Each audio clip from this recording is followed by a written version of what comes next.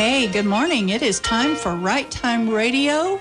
We are so happy to be back in the studio today, but unfortunately, this is Lynn Donovan, but unfortunately my co-host Sue is not here today. She had to go home to Iowa and take care of some family stuff. And she's flying. She is. So those of you out on the roadways are safe. At least till she gets to Iowa. So. Yeah, and I will send her the recording of the show so she'll know we said that.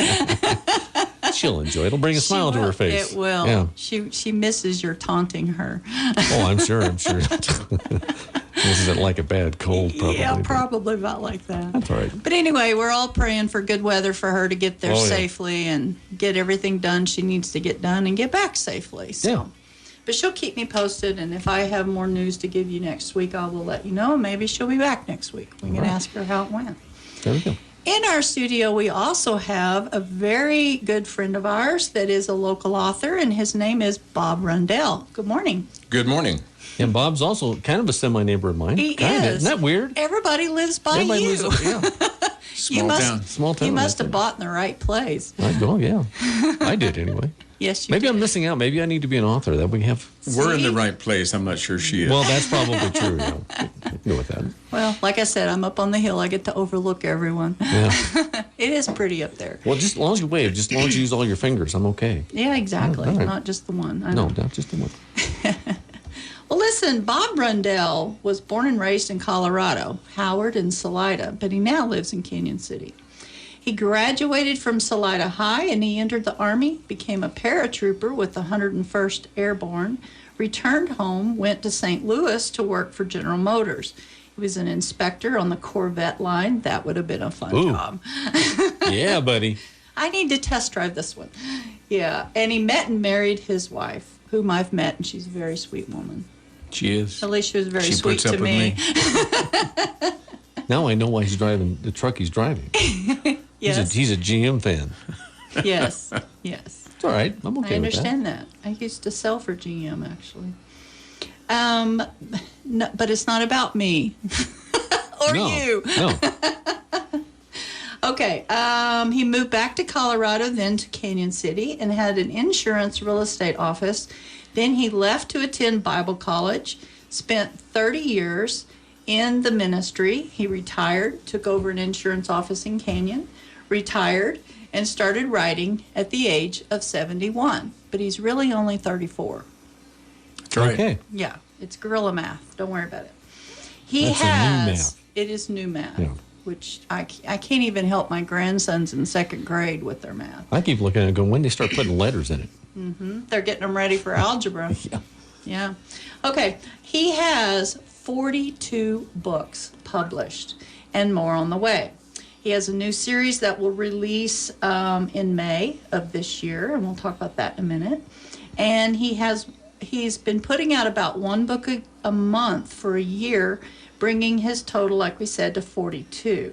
He has 4 daughters, all married, and 11 grandchildren. Is that still the same number? 11 grandchildren and 2 great-grandchildren. There we go. Wow. Yeah, that keeps adding up, I know. Yeah. Just about time you get the numbers all figured out in your head, they go and have more kids. You're like, oh, now I got to add to that. Anyway, he's published with a company called Wolfpack. I love that. Their backbone is Westerns, but they're branching out. They're doing some other things now. They have quite a few different areas that they get into, but they're becoming one of the more prominent publishers in the business now. Right, that's awesome. And his book that he's going to share with us today is called Comanche Conflict, and it's actually book number 14 in the series Stonecroft Saga series. It is number 14, which is going to actually be released in March 10th. Correct. Looking back at my notes. And then there is book number 15 that will be released May 10. May 10, and that will be the end of that series. Maybe. Sort of. I understand. The publisher said it's all right to end it, but leave it open-ended. Sure. And the way he put it, probably a reference to my age, was that that way, if something happens to you, I can get a ghostwriter to pick it up and go with it, and that way your wife can still get royalties. Oh. So Okay. Nice planning.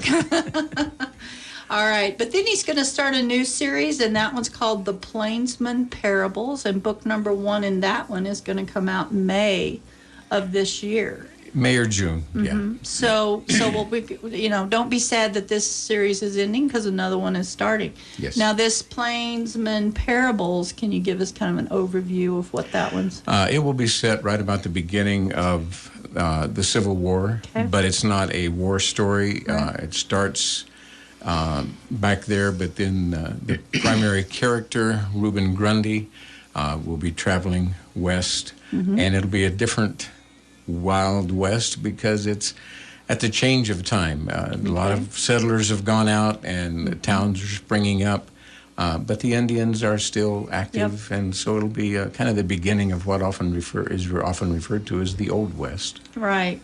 Interesting. That's going to be a fun series to read. Now, this series that you're going to read from book number 14, the Stonecroft Saga series, give us an idea of what that's about. My first book of the Stonecroft I actually read here on Right Time Yes, a you year did. ago in January, and it is set between 1795 and 1805. And it's about a couple of gentlemen that leave Philadelphia and come into the West, which was known as the French territory or Louisiana territory, Okay.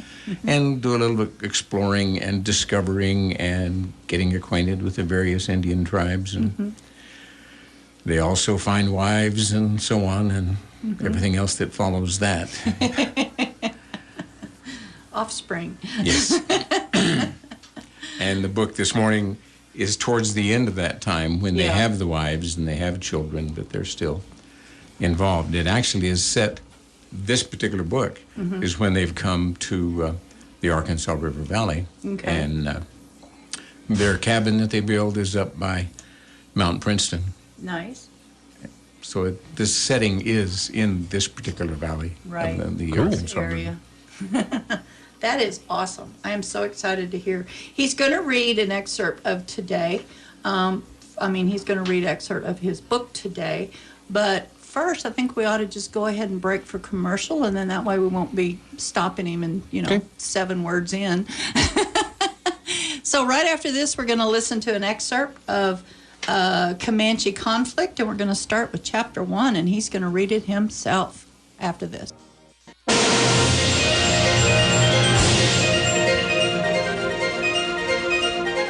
We are back with Right Time Radio, and we have Bob Rundell in the office.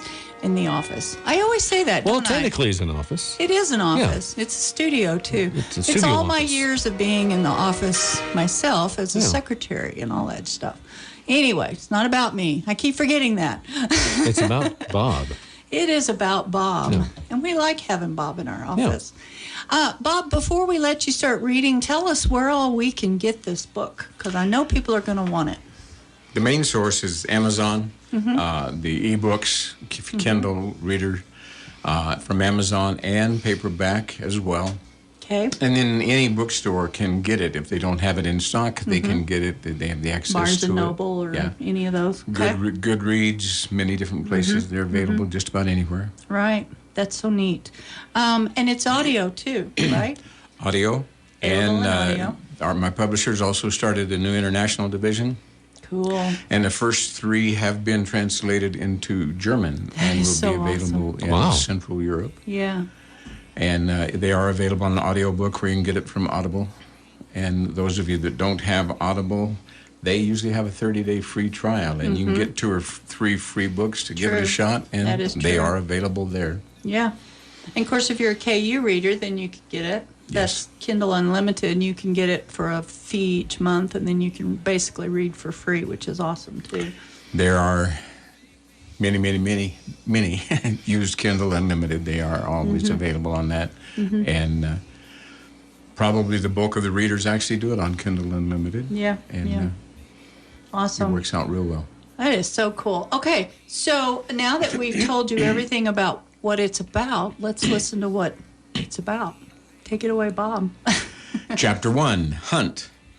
The massive bull bison blew snot, shook his head, and glared with fiery eyes at the man before him, digging his front hooves deep in the dirt and clawing it back, tossing muddy clods behind him. The bull snorted and charged, his head down and black horns leading the charge.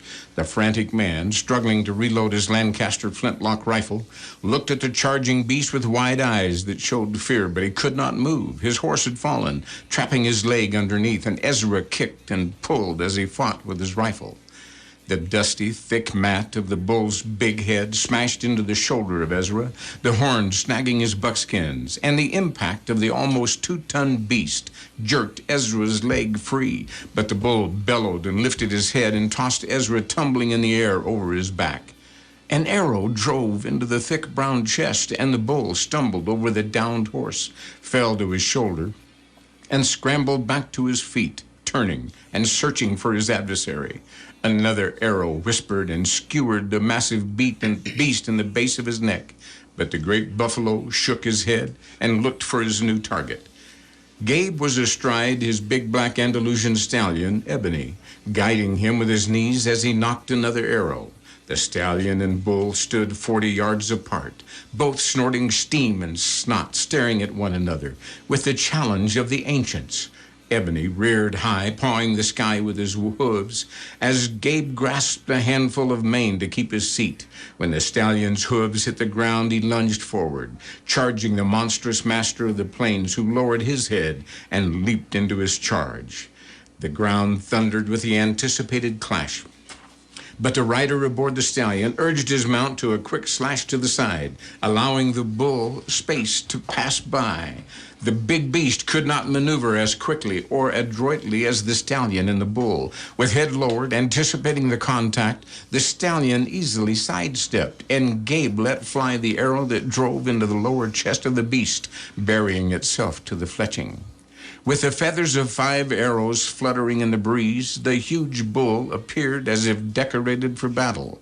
But he stumbled, blood dripping from his mouth and spraying from his nose. He staggered like a drunk, trying to focus on the ground before him, stumbled again, and turned for another charge. He snorted, bellowed, and shook his massive head, bloodshot eyes barely showing through the thick fur and dust. He took a step forward, paused, and bellowed again, reaching out one hoof to dig at the dirt and claw it back in the challenge of the flatlands. The bull dripped blood and was too weak to draw back. He shook his head malevolently, gurgled another bellow, leaned into his charge, then fell on his neck and rolled to the side, his legs extended and twitching, then stilled. Gabe watched the beast for but a moment, then dug his heels to Ebony to go to his friend, who lay unmoving and contorted in the dirt. Gabe slid to the ground and knelt beside Ezra, saw his chest rise and fall, but his breathing was ragged and his eyes were but slits. Gabe gently rolled him to his back, began checking for injuries, but was pushed aside when Gray Dove and Cougar Woman came beside him. Gray Dove, Ezra's Shoshone wife and mother of his 2 children, touched her man's face. "Ezra, Ezra," she pleaded, but received no response. She looked at Cougar Woman, nodded for her to check Ezra for injuries. Gabe stepped back, knowing the women were more adept than he at this sort of thing, but he knew his friend was badly injured. "Looks like his leg's broken, and I think he's got some busted ribs," suggested Gabe, dropping to one knee beside his friend. He helped his wife, Cougar Woman, as she examined Ezra, noting the many abrasions and the ripped tunic that exposed a jagged tear in his shoulder. Gabe pointed. "That's where the bull's horn caught him. Looks bad." Cougar nodded, dug in her parfleche, and brought out a folded piece of cloth to wipe at the wound, looked at Gabe. "You wash this." Nodding to his water bag on his saddle, "I will make a poultice." Gabe quickly retrieved the bag, rinsed off the wound, and patted it dry, held it down to stem the bleeding until Cougar readied the poultice. She used some water, mixed up her remedy, and made the poultice, and with a nod to Gabe to move, she applied it to the wound. After binding it tight with a wide strip of buckskin, she looked at his leg. With a glance to Gabe, "We need 4 sticks for a splint." Nodding toward the nearby stream bordered by willows, Gabe grinned, stood, and went to the stream to fetch the needed widths. When Ezra's big bay horse had dropped his hoof into the prairie dog hole, they both went down, and at that time the bull Ezra had shot was still on his feet and on the prod. Gabe walked to the big bay, now standing, head down and favoring the left front leg. With a quick examination, Gabe was relieved to see the leg was not broken, but the foreleg was scraped and bleeding, the knee swollen, and the animal would need some attention, but Ezra was the priority. Gabe stroked the neck of the big bay, speaking to him, and let the rein drop to ground tie the bay, and with a whistle called Ebony to his side. The horses had been friends as long as Gabe and Ezra, and they understood one another, as was obvious when Ebony came to his side, and Gabe reached out to stroke the black's neck and spoke to him. Dropping the rein of Ebony to the ground also, Gabe left the two animals and went to the creek to fetch the branches for Ezra's splint. It was spring in the valley of the Arkansas River by the people of the Muache Root band led by Stone Buffalo. Gabriel Stonecroft and Ezra Blackwell, longtime friends and fellow explorers and discoverers, together with their wives and children, had spent the winter with a Ute and joined the hunt that always occurred when the buffalo first migrated north into the fertile valley of the Arkansas River. Gabe had chosen to hunt with his Mongol bow, finding it easier to use than trying to reload his Ferguson rifle while on the move. But Ezra opted for his reliable Lancaster rifle. They had been in many buffalo hunts before and knew they were not without risk and obvious danger, recalling the last time it was Gabe that was hurt. When Gabe returned, the women had removed Ezra's buckskin tunic and exposed a few other scrapes and lumps, while the sweat made his black skin glisten in the sun. The worst of his wounds appeared to be already damaged gouge, although it was obvious. He had a couple broken ribs. He winced with every breath, but his eyes were open, and he was conscious. His head lay in Dove's lap while Cougar readied the wide strips of buckskin she would use to bind his ribs. Gabe looked at the broken leg, now exposed after Cougar had split his buckskins. He shook his head at the twisted and swollen form, then glanced at Cougar as she said, "We will do this first, then we will set his leg." Gabe frowned, understanding that the pain would be difficult to handle, but with his ribs not bound, his reaction to the pain of setting his leg could do more damage. Gabe nodded and dropped to one knee beside his friend, looked at him. "So, you thought you'd try one of my tricks and see what it was like to go flying, huh?" Ezra started to laugh, winced at the pain, and said, "Don't do that. It hurts," lifting his hand to his side. With Dove and Cougar holding Ezra's upper torso by gripping his arms and shoulders, Gabe went to his feet and readied to set the leg. He examined it carefully, feeling the position of the bone ends, looked at the slight twist, then seated himself at Ezra's feet. He put his foot at Ezra's crotch, grasped Ezra's foot in both hands, and nodded to his friend. With eyes shut tight and empty knife scabbard between his teeth, Ezra shook his head slightly, then nodded. With one hand at the heel, the other over the instep, Gabe slowly pulled, feeling the bone grate against bone, watching the movement beneath the skin. When the leg bone appeared in place, he twisted the foot and leg, aligning the break, then slowly released the pressure. He felt the muscles in the leg relax as Ezra lost consciousness, and satisfied with the set, Gabe nodded to Cougar to start positioning the splints and bandages. Gabe stood, watching his woman minister to his friend, and when she finished, she stood and came to his side. Gabe put his arm around her waist, watching Dove place a blanket over her man, then stand. With both hands on her hips, she looked at Gabe. "We," nodding to Cougar, "must tend to the buffalo. You must use the travois and take him to the cabin and get him into bed. Then you can return to help with the meat." All right, we're going to stop there, although I don't want to. And we're going to go to commercial, and we'll be back with more reading of the, oh my gosh, I lost the word, Comanche conflict. Yes, read by the author himself, Bob Rundell.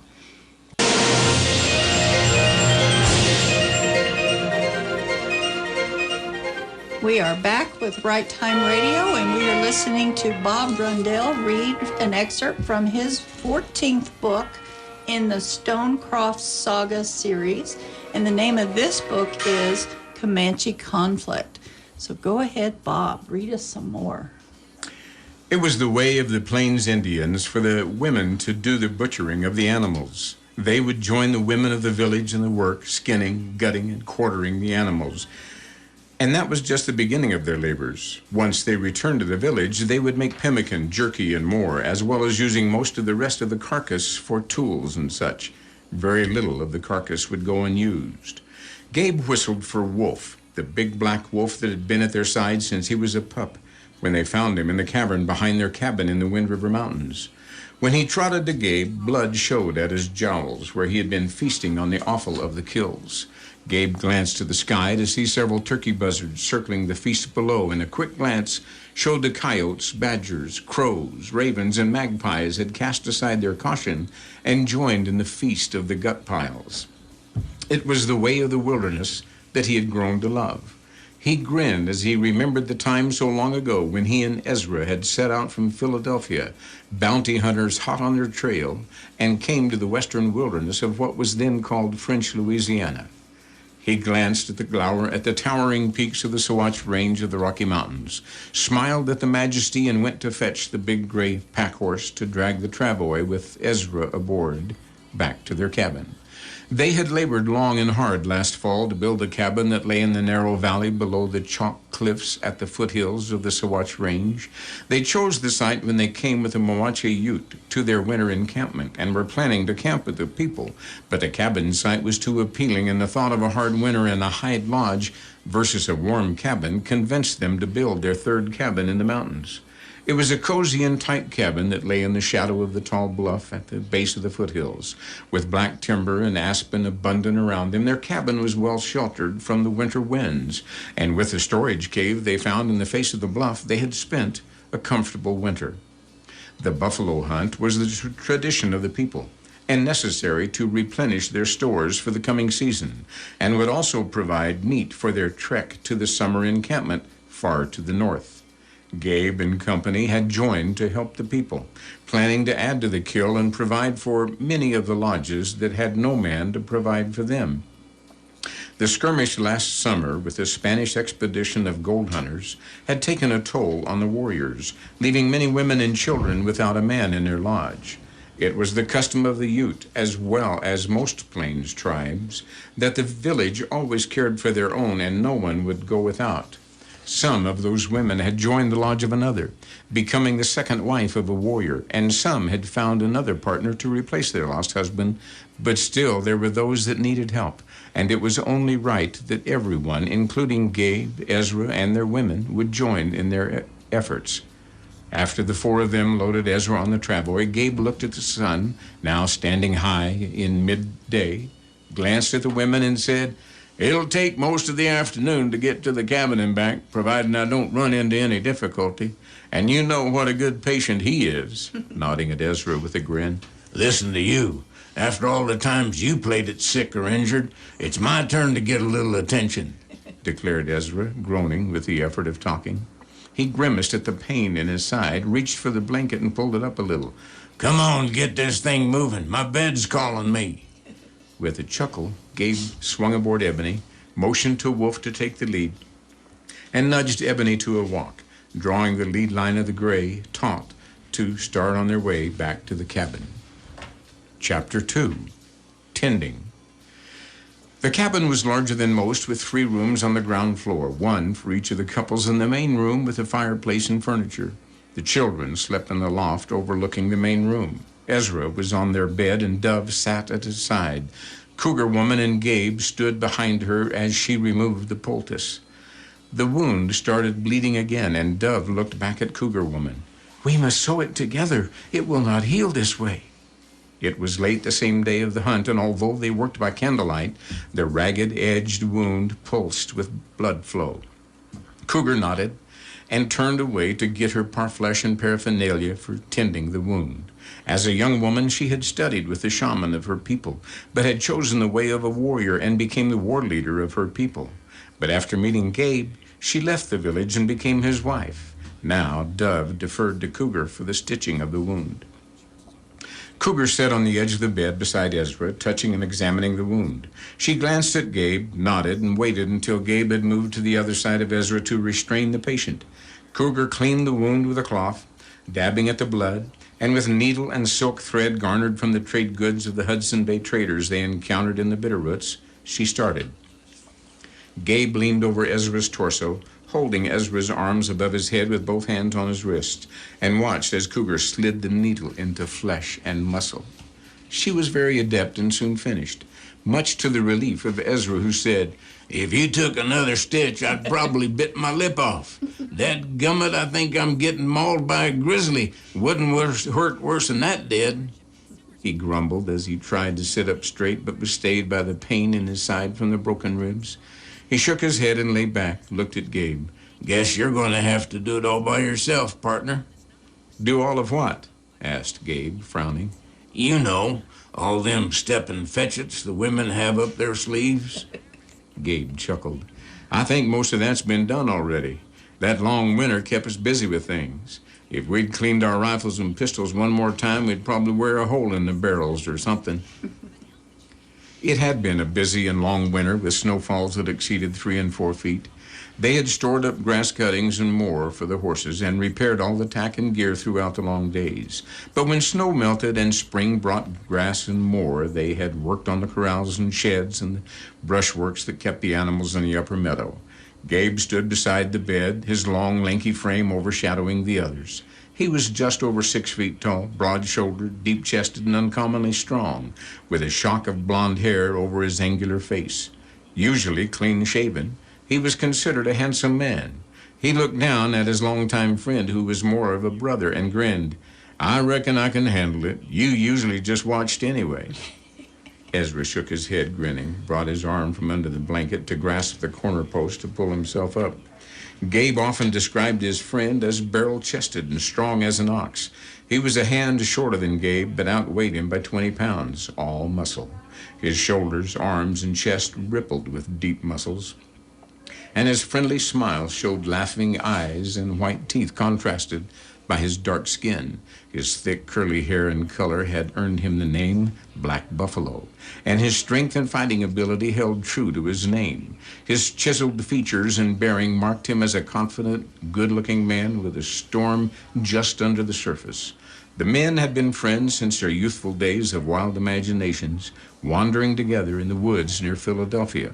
When Gabe was forced into a duel with a ne'er-do-well son of a prominent and wealthy family, who had insulted his sister, the outcome of the man's death and a bounty placed on his head forced Gabe to leave to protect his family, and Ezra willingly joined him in his flight. Now, a little more than 6 years later, they were family men in the wilderness of Louisiana Territory. Ezra looked at Gabe, frowned. "What's the matter? You look like you've eaten green persimmons." Gabe laughed, as if there were persimmons in this country. "You know what I mean. Out with it." Gabe glanced at the women, looked at Ezra, and leaned against the door jamb. "Hawk That Screams told me some of the men saw a band of Comanche watching from the trees as the women butchered the buffalo." "Comanche? I thought this was Ute country," countered Ezra, twisting to get comfortable as he sat up. "It is, but we both know there is nothing preventing any other tribe from hunting where they want to, or raiding." "Did anything happen? You know, any fighting?" asked Ezra, frowning. "No. Hawk said they just set their ponies and watched, then disappeared into the trees. He said it was on the south end of the field. The river is back in those foothills, cuts through a canyon back there, according to Hawk." "I thought that was Arapaho country," replied Ezra. "It is, but further south and east are the Kiowa and Comanche. If they had a hard winter, they might have to range further to hunt." Cougar added, "There are also Jicarilla Apache to the south." "Any of them friendly?" asked Gabe. "Sometimes," answered Cougar, with a shrug, letting a slight smile tug at the corner of her mouth. "Well, we better hope they're all friendly, at least until I get out of this bed," declared Ezra. "Now, how about you all getting out of here so this poor wounded and broken patient can get some rest?" Gabe and Cougar started for the door, followed by Dove, until Ezra said, "Not you, woman," reaching out as if to grab her. I need you here, patting the bed beside him, smiling. Dove laughed, glanced at Cougar. It's nice to be needed. She turned back to the bed, then called over her shoulder. Could you check on the little ones? Cougar answered. You know I will. It was just past midnight when the cold nose of Wolf brought Gabe instantly awake. The big wolf padded through the open door of their room and went to the front door of the cabin, scratched at the door as Gabe grabbed his rifle, standing beside it, and followed Wolf into the night. With a long leap, Wolf hit the ground, running around the house toward the upper meadow. They took the trail through the trees, Gabe's long legs keeping pace with Wolf, and halted at the tree line, the half moon showing bright on the grassy meadow. The horses were skittish and standing with their butts to the brushworks nearest Gabe, Ebony with ears up and forward, staring at the far trees as he danced nervously beside the Appaloosa mare. Gabe glanced at the horses, then searched the flats and the trees for any movement, and was startled by the raspy, caterwauling wail of a mountain lion, followed by the choked huffing and growling that was muted by the trees. But something about the cry was not quite right to the seasoned ears of the mountain man Gabe. He glanced to Wolf, who was in his attack stance, head lower than his shoulders, orange eyes piercing the darkness, jowl dripping with saliva. Wolf turned to Gabe and back to the distance beyond the meadow. Gabe listened, waiting for another scream of the cougar, but none came. He shook his head. Either that's an old and maybe injured cat, or... But he wasn't certain what else it could be that would make that sound. If it were horse thieves, they wouldn't want to startle the horses before they could take them. Or would they? He glanced down to Wolf, reached down to stroke his scruff, and spoke softly. I think we got some prowling Comanche. They want to stampede the horses, came a quiet voice from behind him. Gabe recognized the soft voice of Cougar Woman, shook his head as he turned. Why am I not surprised that you're here? It is usually you and Ezra that come out, but he's still sleeping, she grinned as she stepped closer. Gabe drew her close in a quick embrace, then spoke in a whisper. I reckon they'll open up the brush yonder, nodding toward the upper end of the pasture, and the one that made that scream will come down here to spook 'em that way. There will be more there, answered Cougar, pointing with her chin to the far end. You and Wolf take them. I will kill a puma. All right, we're going to take another break, and we're going to go to commercial, and then we'll be back to discuss some more about this show, and this book, and we're going to listen to a little more of the excerpt before we talk about more about this book and Bob Rundell's future after this.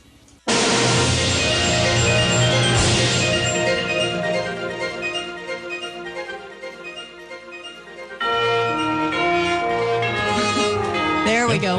Now we're back with Right Time Radio. Helps if I push the buttons. It does. But thank you for pushing the buttons for No us. problem. Because I have no idea. There's a ton of buttons over there, and I don't know what to do.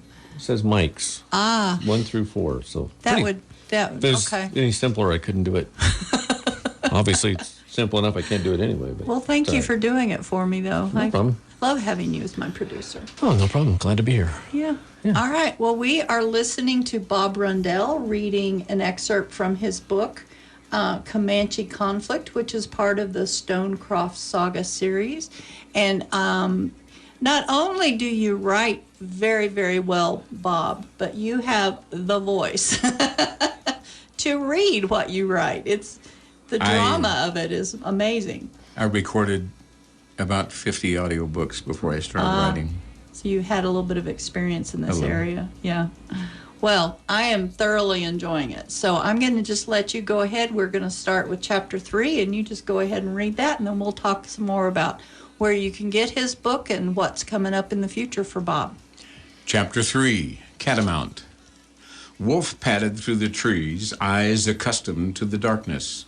Gabe followed close behind, moving just as quietly, using the deep shadows and the black timber to his advantage, the lances of moonlight dancing in the dark before him.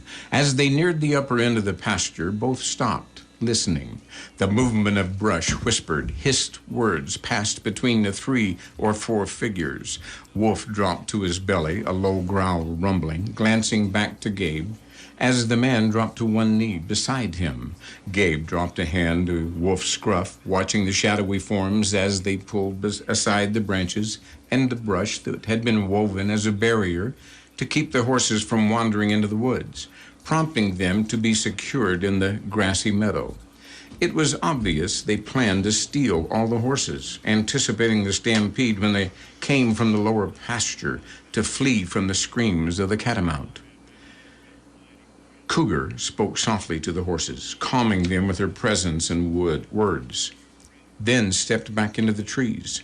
The horses still showed a little nervousness, heads up, ears forward, glancing around and huddling close together.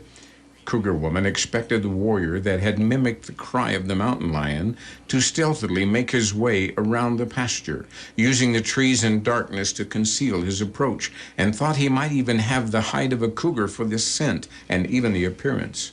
She stood in the shadow of the tall ponderosa, watching the forest freckled with the shafts of moonlight, and listened.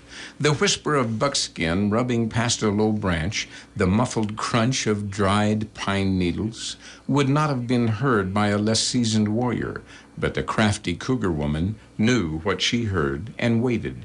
An arrow knocked in the bowstring as she held it across her chest. Gabe touched the butt of the bales over under pistol in his belt, moved his hand back to the forestock of the Ferguson rifle, and with it held close to his buckskins, he waited for another movement of the brush and brought it to full cock. As he watched the figures, he was certain there were 4, and he mentally calculated his moves, judging which of the men was the most confident and probably the most dangerous. Gabe quickly scanned the slight clearing, saw one man motioning to the others, and moved closer behind him. Suddenly, the piercing scream came from the lower end of the pasture, prompting the men to quicken their movement, pulling the brush clear. Gabe lifted his rifle and barked, "Don't move!" But the men dove for their weapons, and Gabe's rifle bucked as it roared, racketing the sound of death through the trees and bouncing off the mountainside. Gray smoke belched into the shaft of moonlight as the bullet crashed into the skull of the leader of the raiders, exploding out the other side and splattering blood and detritus into the trees. Before the smoke cleared, Gabe stood the rifle against the tree and brought his pistol up, cocking it in the same move, and brought it to bear on the next warrior, just as an arrow buried itself in the trunk of the tree beside him. The pistol blasted before the echo of the rifle shot stilled, filling the darkness with his roar and the grass with blood as the bullet smashed the bone hair pipe breastplate and shattered the solar plexus of the warrior. Gabe lowered the pistol, keeping his wary eyes on the other 2 warriors. As he rotated the barrels of the pistol, brought the hammer to a cock and lifted the weapon, bringing the shiny brass blade to bear on the 3rd warrior, just as the man came to his feet, bringing his lance back for a throw. But the .54 caliber ball shattered the bone in his shoulder, driving him back and dropping his lance. The 4th man had disappeared into the trees, but Gabe snatched up the Ferguson, spun the trigger guard open to open the breech, and rapidly reloaded, closed the breech and snapped open the pan and primed the rifle, snapped the frizzen down, and eared back the hammer. The scream like the cry of a cougar was choked off when an arrow drove into the neck of the man, silencing him as he dropped the hide and grabbed at the arrow. Blood spurted around the shaft and covered his hands as he dropped to his knees, frightened eyes flaring wide as he searched for his assailant. Cougar Woman stepped from the darkness. Another arrow knocked and moved close to the man who was gasping for air. She spoke in the language of her people, a sardonic grin painting her face. "My name is Cougar Woman. You tried to be a cougar, and a cougar killed you." Wolf had started for the 2nd warrior, but Gabe's bullet struck first. The big black wolf started for another that had taken off at a run into the trees. Gabe had moved through the trees as he reloaded, but never took his eyes from the clearing nor the wounded warrior. He paused, listening and watching and waiting. The only sound was the movement of the horses, who had shied away from the opening when the gunfire blasted.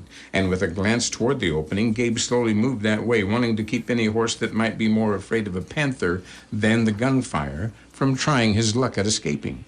He dropped to one knee beside the tree nearest the opening, watching and listening. When he heard the movement of a horse deeper in the trees and away from the meadow, he believed it to be the one man that had disappeared into the darkness. And Gabe pierced the night with his sharp whistle to summon Wolf back, then quickly moved to a different position. Gabe waited, listening as the horse moved away, then quickened its pace as the sound faded. The moaning of the wounded man came from the edge of the trees, but Gabe did not know how badly the man had been hit, knowing that even a wounded man is a dangerous one. Gabe picked his way carefully through the edge of the trees, moving a few steps, stopping and listening. Ragged breathing intermingled with muted moans told Gabe the man was near, and he watched carefully until he could make out the prone figure, lying on his side, struggling for breath and fighting to stifle his moans. The low growl told Gabe Wolf had already found the wounded man and was waiting for his signal to attack. Gabe stepped from the trees behind the figure and spoke softly, "Do not move," knowing the man probably did not understand English but would possibly comprehend the meaning by Gabe's actions. He also knew his words would stay Wolf from an attack. He stepped around the wounded warrior, keeping the muzzle of the rifle aimed at his midriff, then saw the man's frightened eyes lift to him, and the man instinctively pulled back when Wolf showed himself beside Gabe. Instead of the expected anger and contempt, Gabe saw fear and helplessness.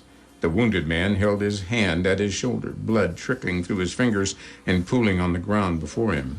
The man was obviously weak from loss of blood, but if his wound were tended, he could survive. Gabe lifted the man's knife from the scabbard at his belt, looked for another weapon, saw the bow lying nearby, the quiver still at the man's back. Gabe stood his rifle against the tree and knelt before the man, his knife at the ready, making the warrior's eyes flutter in fear, probably thinking Gabe was about to slit his throat. But Gabe reached out to gently pull the man's hand away from the wound, glanced around for a place with more moonlight, and stood just as Cougar Woman came into the open. He looked at her. "This one's hurt pretty bad, but if he's tended, we'll live. One got away, 2 others are dead." He pointed with his chin to the crumpled forms lying in the shadows where they fell. "The one that made the cry of the catamount will make the cry no more," replied Cougar Woman, looking at the wounded man. She glanced at the others, then to Gabe. "Cut wide strips of buckskin from their leggings. We will bind his wounds and take him to the cabin."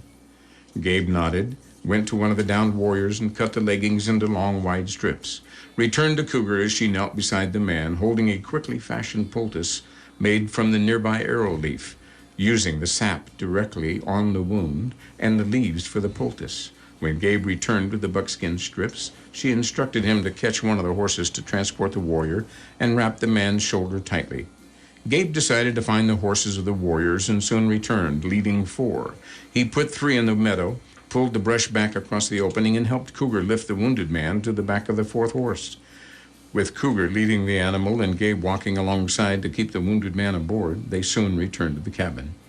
With the now unconscious warrior on a blanket on the porch, and Cougar aided by candlelight held by Gabe, she cleaned the wound and replaced the temporary bandage with a poultice made from goldenrod and bear root. Once the bandage was secured and the arm and shoulder bound tightly, Gabe tied the man's free arm to the porch post with rawhide. Cougar covered the patient with another blanket, and with Wolf by their side, they entered the cabin, shutting and securing the door behind them. All right, that's all that we're going to share. Book number 14. Now, we want to repeat, they can get this at Amazon.com, they can get it at Barnes & Noble, they can get it at Goodread, like just everywhere. Anywhere you can buy a book, it's available. Absolutely. If they don't have it in stock, they can order it. They don't Right. have the source. Right, and we can get it in ebook for your Kindle, we can get it in a paperback, and we can get it audio. Yes.